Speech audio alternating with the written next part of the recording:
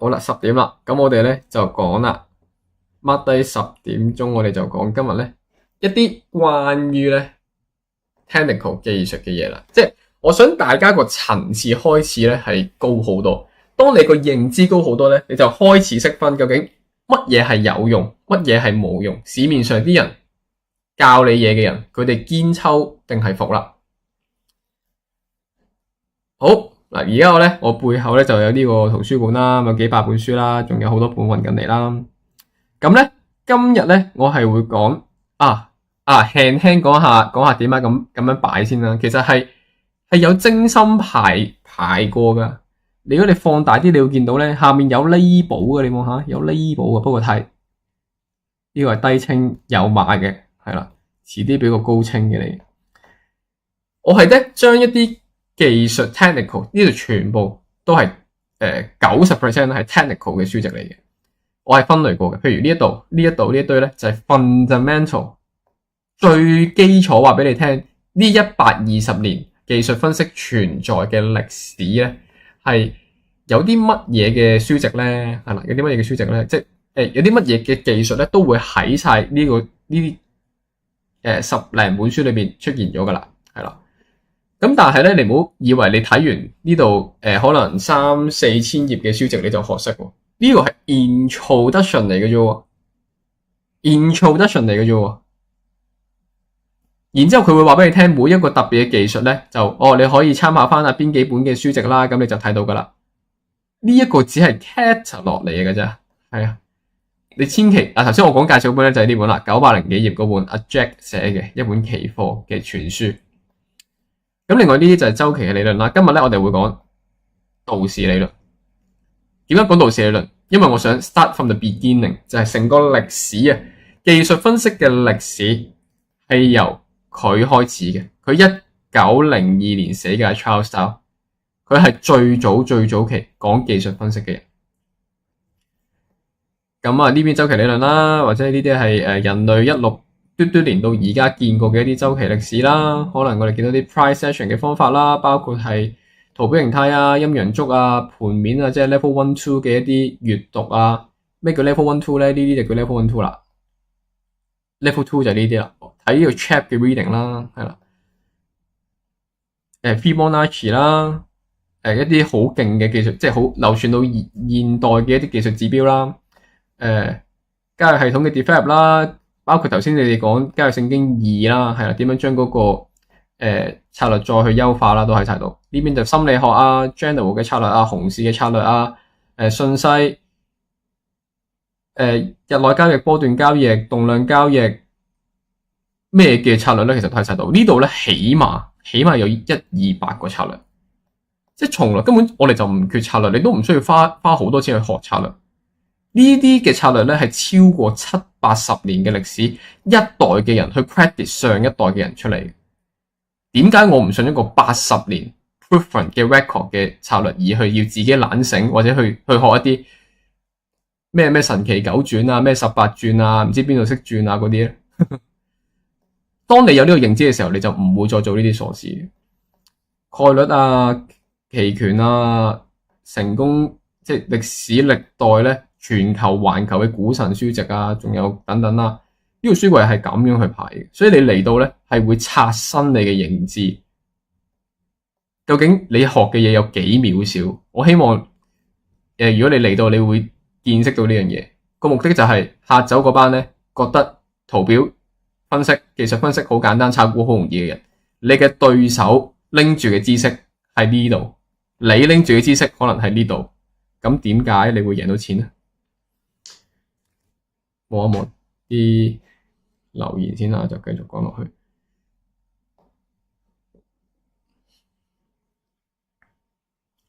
好，冇留言，繼續講。咁咧就講阿 Dow 啦，道瓊斯 Charles Dow 啦。呢樣咧係技術分析，技術分析係研究兩樣嘢嘅啫，價格同成交量。再講多次，技術分析淨係研究兩件事。價格同成交量，所有喺呢兩件事以外嘅都唔係技術分析。幾時出現嘅咧？Charles Dow係接近最早嘅出現啦。佢之前仲有啲嘅，仲有啲人嘅，係啦。咁但係咧，佢係第一個咧講周期理論嘅人。呢條友咧50幾歲就死咗噶啦。佢話咧佢冇老婆啦，冇拍拖啦，乜都冇啦，全心工作，好慘嘅呢個人係。佢淨係中意睇圖嘅啫，係啦。咁所謂嘅佢有幾勁咧，就係而家未執嘅《華爾街日報》咧，Wall Street Journal 就係佢創立噶啦，當年未執噶。呢個《華爾街日報》啊，《華爾街日報》咧係佢創立噶，當年佢係第一屆嘅主編，係啦，佢同另外2個 friend 係創立嘅。然後道瓊斯指數咧都係由佢創立嘅。道瓊斯指數而家當年得20隻股份，去到而家仲行緊，我哋睇緊嘅咧都係佢創立嘅。咁咧，其實咧佢死之前咧係冇留低一樣嘢叫道氏理論嘅，而係由第2任嘅人咧，即係有 William 咧，跟住唔知點讀啦，哈密頓啊，係啦，第2屆嘅主編咧就去寫嘅，係啦，因為第2屆主編唔識寫，所以咧佢咧就睇翻阿 Charles Dow，佢在任嘅好似係20-30年啊，冇89年到1902年，佢死之前嗰一日咧仲寫緊嘢嘅。係啊，佢真係成世奉獻咗俾 Wall Street 嘅，係 Wall Street 個 journal 13年，係啦，佢寫咗13年，就睇翻13年嘅嘢啦，咁咪就整合咗佢。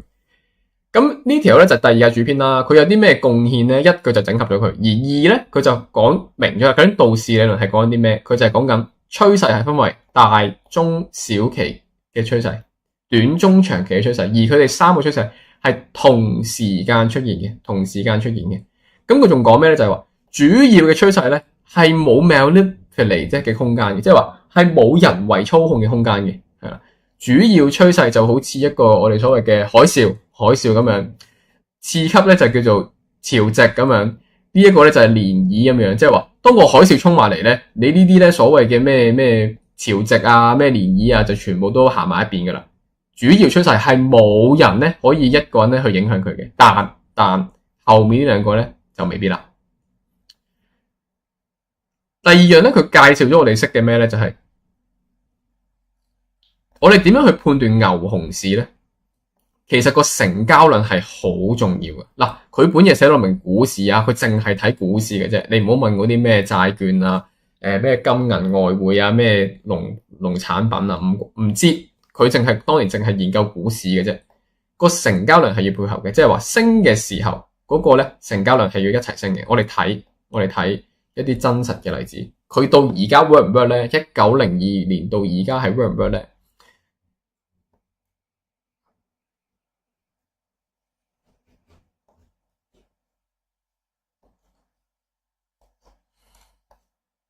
係啦，佢就會講緊咧，究竟一段升浪，似乎佢唔係好，佢個數據有問題喎，呢個肯定係，攞第2個嚟睇啦咁，呢個邊間俾我數據啊？我 CFD 嚟嘅，呢個又冇。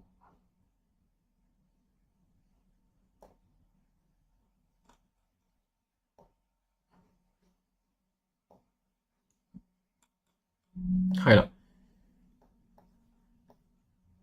喂，佢做啲咩事咧？點解啲成交係錯嘅咧？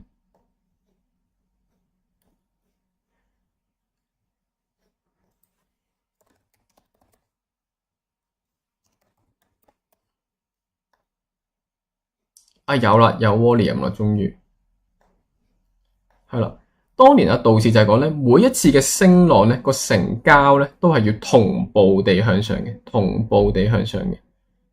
即係當譬如呢個升浪嘅時候咧，個成交咧都係要同步地向上嘅。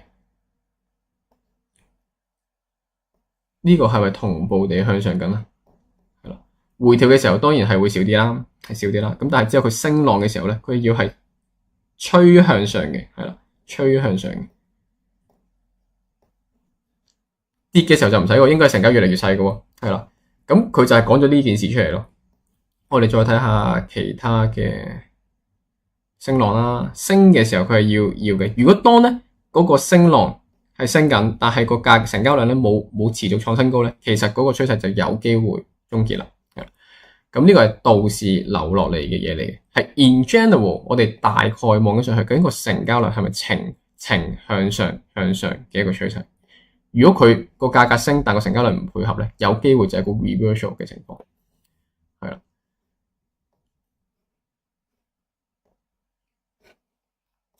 咁我哋再講，係啦，嗰陣時咧，當年咧，佢仲留低一樣嘢嘅，就係話工業指數同運輸指數咧，其實都係得20隻股份嘅咋，加埋都即係各20隻股份嘅咋，要3個指數都一齊升咧先 confirm 嘅，就好似我哋而家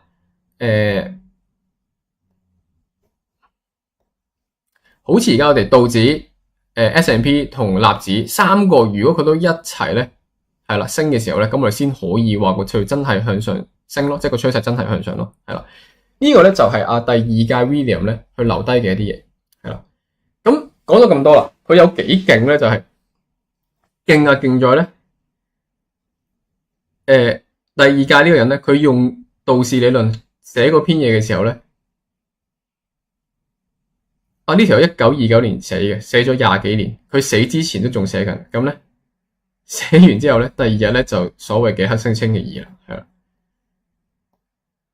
1929年應該係大蕭條嗰陣時咧，美國指數咧就有超過80% 嗰個大跌浪，佢係接近發現到嗰個 trigger 嗰個日子，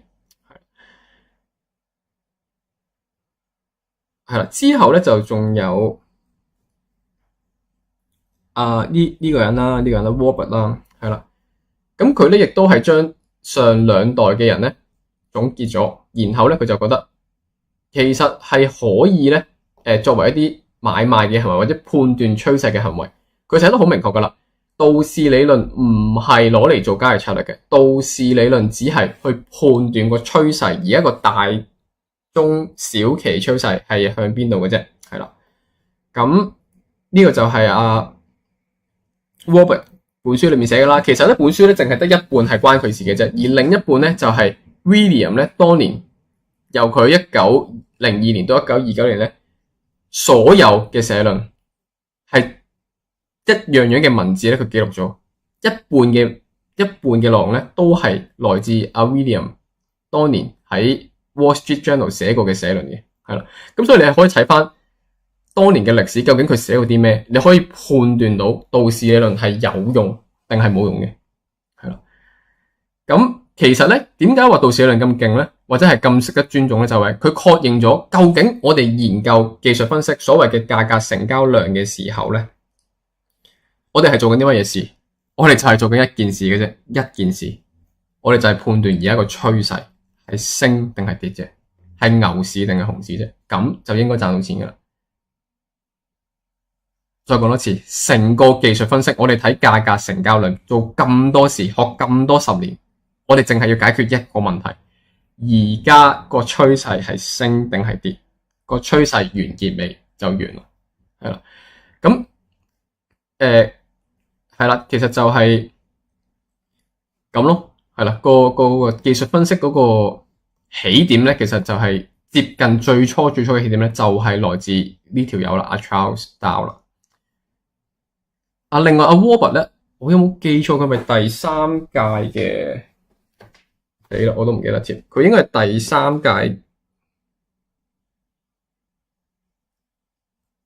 唔係，佢唔係第3屆嘅 Robert，即係唔係第3屆嘅 Wall Street Journal 嘅主編，係啦。咁但係佢係一個潛心研究道氏理論嘅人，然後咧佢又真係用道氏理論咧。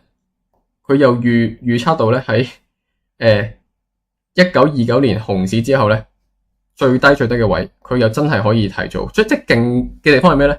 佢係未出現之前咧就公開地講咗呢件事，而所有嘢係有記錄嘅，佢係留低翻晒喺度。咁其實係用咗30幾年，接近40-50年咧，佢先研究到第一個我哋呢個世代見到嘅一個周期理論，係啦。咁聽日可能我哋或者下一次直播咧，我哋可以再講其他嘅周期理論。咁所以其他人第時同你講咩係道氏理論嘅時候，或者佢用收你幾萬蚊教你道氏理論嘅時候咧，你就可以攞翻呢幾本嘢問佢：你睇過未啊？你睇過原著講咩未啊？你個道氏理論係咪你自己作㗎咁樣？咁你就可以大大聲拎住呢兩本嘢去懟佢啦。好，咁啊，今日咁悶嘅 topic 咧就講完啦。